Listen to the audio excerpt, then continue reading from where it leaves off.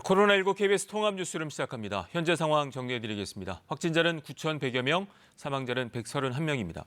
특히 신규 확진자 100명 가운데 51명이 해외 입국자인 것으로 나타나는데요. 이 소식은 잠시 뒤 전해드리겠습니다. 최근 해외에서 환자들이 후각이나 미각을 상실한 사례가 있다고 보도해드렸는데 실제로 대구에서 입원 대기 중인 확진자 3천여 명을 조사한 결과 약 15%가량이 이런 증상을 겪은 것으로 확인됐습니다. 첫 소식 이종영 기자가 보도합니다. 이달 초 코로나19 확진 판정을 받은 대구 지역 한 40대 남성은 인후통 등의 증상은 없었지만 냄새를 맡을 수 없고 맛도 느껴지지 않은 상황이 열흘 가까이 계속됐습니다. 코막힘과 콧물 같은 감기 증상도 없었습니다. 냄새도 안 나고 맛도 안 나고 그러더라고요. 매운맛, 단맛, 신맛 나야 되잖아요. 그런 맛이 전혀 안 나고. 대구시 의사회가 자택 대기 중인 코로나19 확진자 3,100여 명을 전화 상담했는데 15%인 480여 명의 환자들이 비슷한 증상을 호소했습니다. 후각을 잃은 경우가 386명, 미각은 353명, 둘 다인 경우도 251명이었습니다. 대구시 의사회는 입원 치료 환자 등으로 조사 대상을 확대할 경우 관련 증상자가 20-30% 수준에 이를 것으로 보고 있습니다. 이런 증상이 나타나는 이유는 후각과 미각 신경세포에 코로나19 바이러스가 침투해 일시적으로 기능이 손상됐기 때문인 것으로 보입니다. 전문가들은 증상을 보이지 않는 사람 중에서 코로나19 검사 대상자를 가려내는데 주요한 기준으로 활용할 수 있을 것으로 기대하고 있습니다. 발열 또는 호흡기 증상이 있을 경우 하나에 우리가 검사를 권유하였습니다. 후각이나 미각 저하 같은 증상이 있을 경우도 코로나 검사를 강력히 경고해야 될 것으로.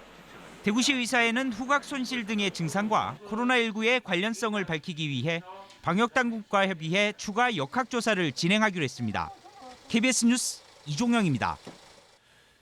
최근에 요양시설 집단 감염이 계속되고 있는데요. 무엇보다 노인들을 가까이서 돌보는 간병인 관리가 중요하다는 지적입니다. 그런데 그동안 간병인 조사가 진행되지 않았는데 이번에 대구에서 간병인 전체를 대상으로 진단검사가 시작됐습니다. 보도에 김범주 기자입니다. 지난 19일 첫 확진자가 나온 후 동일 집단으로 격리된 경기 군포의 효사랑 요양원. 어제 오늘 9명의 환자가 더 늘어 전체 확진자는 16명이 됐습니다. 대구 한사랑 요양병원도 하루 새 9명이 더 늘어나 이곳에서만 101명의 확진자가 나왔습니다. 코로나19에 취약한 노인들이 집단으로 생활하는 시설인 만큼 일단 바이러스에 노출되면 상대적으로 감염 위험이 더 높은 겁니다. 그래서 방역당국은 최근 전국 요양병원을 대상으로 전수조사를 실시했는데 환자와 종사자의 건강 상태만 확인하고 환자와 밀접 접촉하는 간병인의 상태는 파악하지 않았습니다. 정부는 간병인에 대한 관리가 소홀했음을 인정했습니다. 간병인들은 병원에 상시 출입하고 환자와 가장 가까이에서 생활하고 있으나 의료인이나 병원 직원이 아니기 때문에 그간 상대적으로 관리가 소홀했던 것이 사실입니다. 가장 먼저 간병인 전수 진단검사에 착수한 건 대구시입니다. 최근 요양병원 6곳에서 간병인 38명이 잇따라 확진된 상황인 만큼 이 지역 간병인 2,600명 전체의 상태를 들여다보기로 한 겁니다. 병원 내 간병인 그룹도 잠재적인 집단 감염의 내관이 될 수 있다고 판단하여 이들에 대한 전수 진단 검사를 진행하도록 하겠습니다. 이번 기회에 간병인에 대한 감염 관리가 체계적으로 이뤄져야 한다는 지적도 나옵니다. 간병인이 정규적으로 제도화 되어 있지 않습니다. 이분들에 대한 코로나 검사 같은 것 이런 부분들을 저희들이 요청을 했었는데 아마 우선순위에 밀렸었고. 전국 요양병원에서 일하는 간병인은 3만 8천여 명에 달합니다. KBS 뉴스 김범주입니다. 교육부가 다음 달 6일 교육방송과 인터넷을 이용한 온라인 개학을 검토 중입니다. 이를 위해 정부 차원에서는 처음으로 온라인 수업 기준을 마련 중인데요. 다음 주부터 시범 운영할 계획입니다. 보도에 정혜록 기자입니다. 세 차례 연기 끝에 다음 달 6일로 예정된 개학. 그런데 방역당국은 여전히 장담할 수 없다는 입장입니다. 4월 6일 개학을 안전 여부는 지금 현재 평가할 수 있는 수준은 아니라고 판단을 하고 있고요. 교육부는 개학이 추가 연기되거나 개학 이후 집단 감염이 발생하는 상황에 대비해 온라인으로 수업을 하는 방안을 검토 중이라고 밝혔습니다. 지난 2일부터 온라인 학급방을 개설한 데 이어 지난 10일에는 온라인 학습 통합 정보 시스템 학교온을 개통하는 등 원격 수업을 위한 준비를 해왔다고 설명했습니다. 한국교육방송공사 등과 업무 협약을 체결해 유료 강좌를 무상 제공하고 저소득층 학생들에게 컴퓨터를 대여하거나 인터넷 비용을 지원할 예정입니다. 이를 위해 교육부는 온라인 수업 운영 기준안을 마련 중입니다. 원격 수업의 수업 일수와 시수를 인정하는 원격 교육 운영 기준안을 지금 마련하고 있는데요. 현장의 의견 수렴을 거쳐서 곧 발표하도록 하겠습니다. 관건은 온라인 계약을 전면 도입할지 초중 고교별, 지역별로 달리 적용할지 여부입니다. 이와 관련해 교육부 관계자는 오프라인 계약과 온라인 계약, 추가 연기 등을 다양하게 고민 중이라며 이번 주말까지 상황을 종합적으로 고려해 다음 주 초중반에 결정할 것 같다고 설명했습니다. 교육부는 다음 주부터 일부 학교를 선정해 온라인 수업 시범 운영에 들어갑니다. KBS 뉴스 정은득입니다. 소상공인들에게 1,000만 원을 빌려주는 신속대출 첫날 신청자들이 대거 몰렸습니다. 노동자를 해고하는 대신 휴업이나 휴직 조치하는 업체에 대한 지원금도 확대가 되는데요.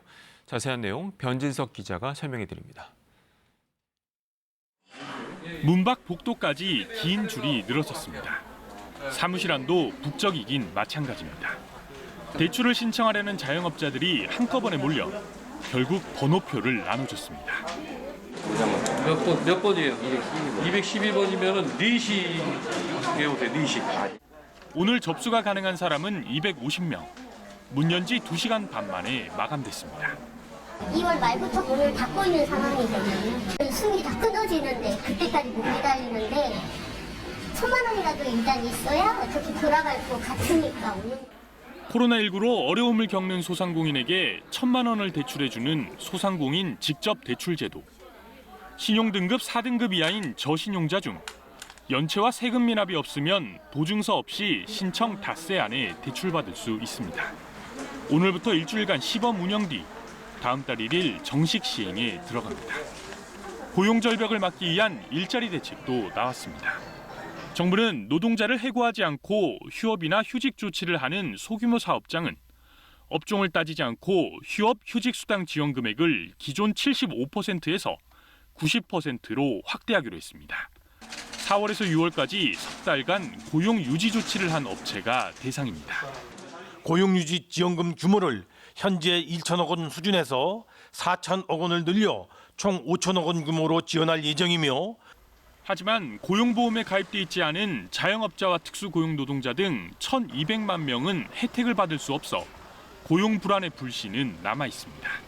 KBS 뉴스 변진석입니다. 신규 확진자 100명 중 51명이 해외 유입 관련 사례라고 전해드렸는데요. 현재는 유럽에서 유입된 사례가 가장 많지만 최근 미국 관련 확진자도 크게 늘고 있습니다. 이에 따라 모레 27일부터는 미국발 입국자도 2주간 자가격리시키는 등 입국 검역이 한층 강화됩니다. 보도에 문영규 기자입니다. 해외 유입으로 인한 전체 누적 확진자 수는 모두 227명입니다. 가장 많은 건 역시 유럽발이지만 미주발도 적지 않습니다. 서울의 경우 하루 새 확인된 해외 유입 사례 8건 중 절반이 미국발이었습니다. 지난 한 주 해외 유입 중 미주는 18명으로 약 20% 정도였지만 이번 주는 오늘 이미 31명, 34%로 비율도 높아졌습니다.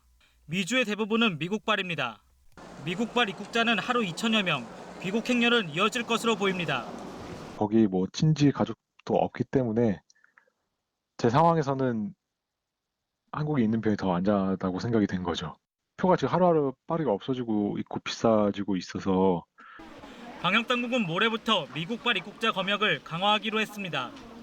미국발 입국자는 내 외국인 모두 증상이 있으면 격리 후 진단검사를 받아야 합니다. 증상이 없어도 내국인과 장기체류 외국인은 14일간 자가격리에 들어가고 증상이 생기면 진단검사를 실시합니다. 단기체류 외국인은 진단검사를 받고 음성이 확인돼야 입국할 수 있습니다.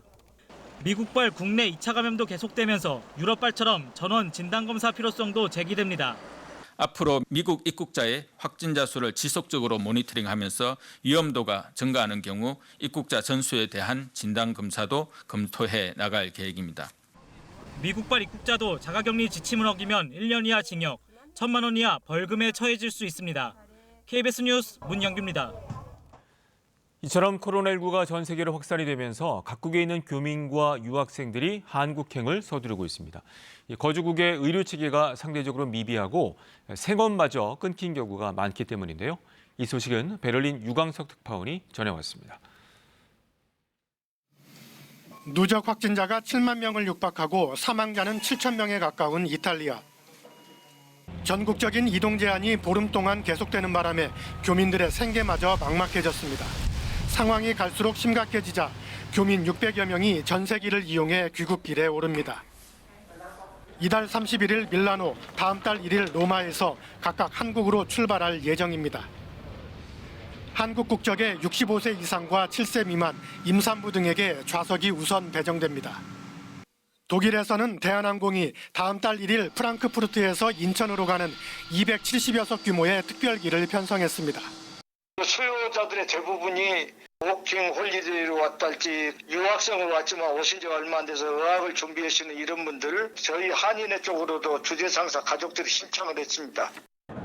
전기 노선이 끊긴 체코에서도 다음 달 중 특별기 운항이 추진되고 있습니다. 미국 교민과 유학생들도 서둘러 귀국을 준비하고 있습니다. 한국행 비행기가 이달 말까지는 거의 만석이고 항공편 가격도 급등했습니다. 아시아도 예외가 아니어서 항공편 운항이 끊긴 베트남의 다낭에서는 교민들이 전세기 운항을 추진하고 있습니다.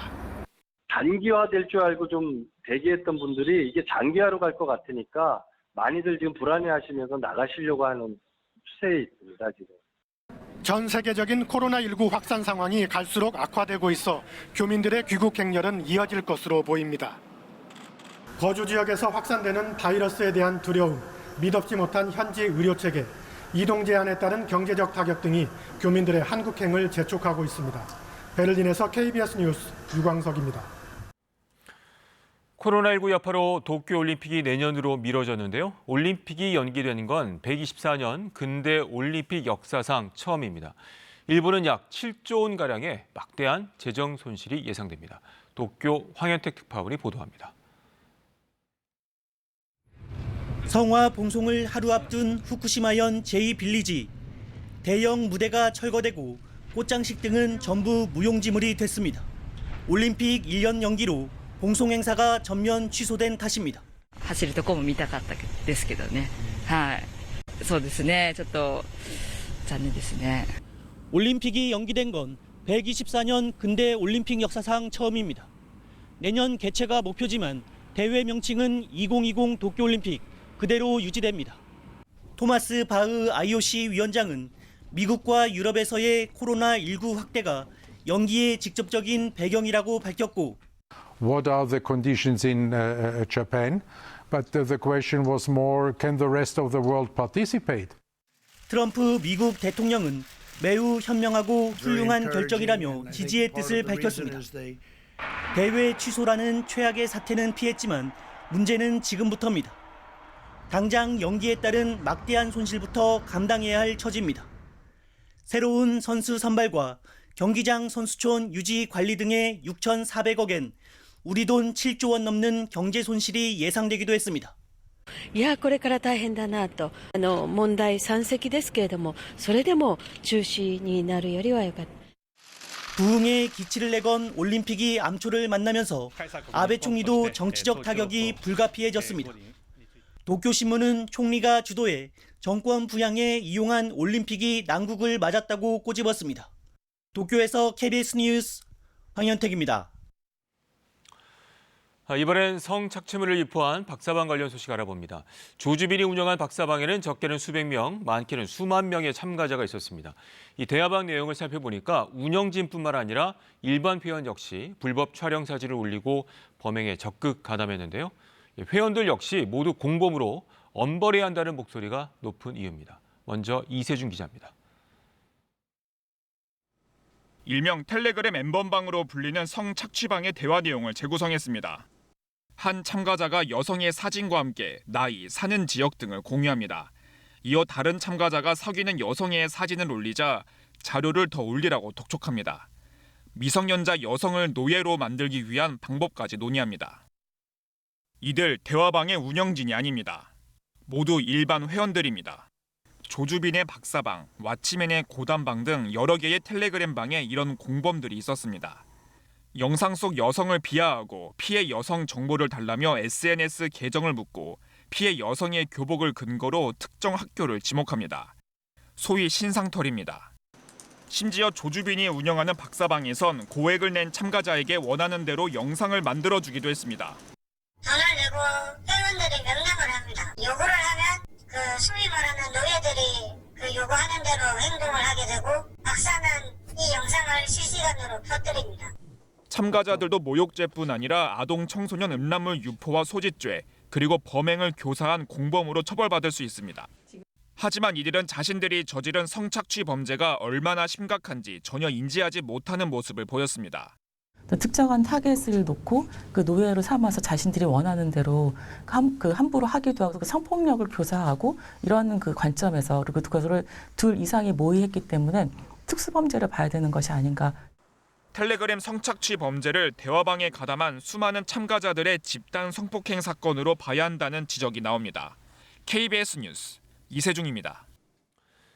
조주빈은 성착취물을 공유하면서 그 대가로 암호화폐를 받았습니다. 한 데이터 분석업체가 조 씨와 관련된 암호화폐 계좌를 분석했더니 수십억 원의 자금 흐름이 포착이 되는데요. 경찰은 거래 내역을 분석해서 박사방 회원들에 대한 수사를 본격화하고 있습니다. 보도에 양민철 기자입니다. 이달 초 조주빈이 박사방에 올린 3개의 암호화폐 계좌 주소입니다. 조 씨는 성착취물 영상 종류에 따라 20만 원에서 150만 원가량을 암호화폐로 받아왔습니다. 비트코인, 이더리움, 모네로 등입니다. 조주빈의 암호화폐 계좌 주소를 추적 분석한 한 데이터 업체는 조 씨의 이더리움 지갑에만 한때 현금 30억 원어치 이상이 입금된 것으로 확인됐다고 밝혔습니다. 본격적인 수사가 일어나기 전에는 한국 거래소나 외국 거래소들로 출금이 됐을 거라고 생각을 하고 있고요. 해외 거래소에 있는 자금도 다 개인 계좌로 빼지 않았을까라고 유추하고 있습니다. 조 씨는 회원들이 보다 쉽게 암호화폐를 살 수 있도록 지난해엔 구매 대행 업체까지 소개했습니다. 당시엔 주로 모네로라는 암호화폐를 이용했는데 익명성과 보안성이 가장 뛰어난 것으로 알려져 있습니다. 경찰은 지난 20일 이 업체를 압수수색해 지난해 9월부터 최근까지 조 씨 관련 거래 내역 2천여 건을 확보했습니다. 이 중 박사방에서 활동했던 회원들의 명단 수십 명을 추린 것으로 전해졌습니다. 빗썸 등 국내 4대 가상화폐 거래소에도 협조 요청을 통해 지난해 8월 이후 조 씨와 관련된 거래 내역을 확보하고 있습니다. 경찰 관계자는 이 거래 내역 분석이 성착취물을 공유한 회원들을 찾아내는 작업이라면서 다만 암호화폐여서 추적에 시간이 걸린다고 밝혔습니다. 경찰은 이뿐 아니라 게임머니나 상품권을 이용한 회원들도 있을 것으로 보고 수사를 확대할 계획입니다. KBS 뉴스 양민철입니다. 고기압의 후면에서 많은 양의 수증기가 유입되고 있습니다. 점차 우리나라는 저기압의 영향으로 전국적으로 비가 내릴 전망인데요. 먼저 오전에는 남부지방을 시작으로 오후가 되면 전국 곳곳으로 비가 확대될 것으로 예상됩니다. 이번 비로 인해서 건조함은 해소되겠지만 많은 양의 강수량과 함께 천둥, 번개가 치는 곳이 있겠습니다. 시설물 피해 없도록 주의를 하셔야겠습니다. 제주 산간 지역은 최고 300mm 이상, 그 밖에 제주 지역과 지리산 부근, 남해안에는 최고 150mm가량의 많은 양의 비가 내릴 전망입니다. 이어서 기온 보겠습니다.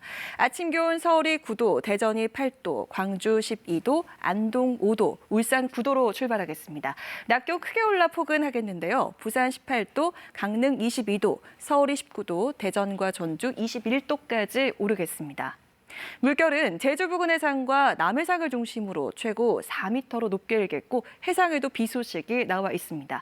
비가 그치고 나면 주말 동안 쌀쌀함이 감돌겠습니다. 바람까지 불 것으로 예상돼 건강관리 잘하셔야겠습니다.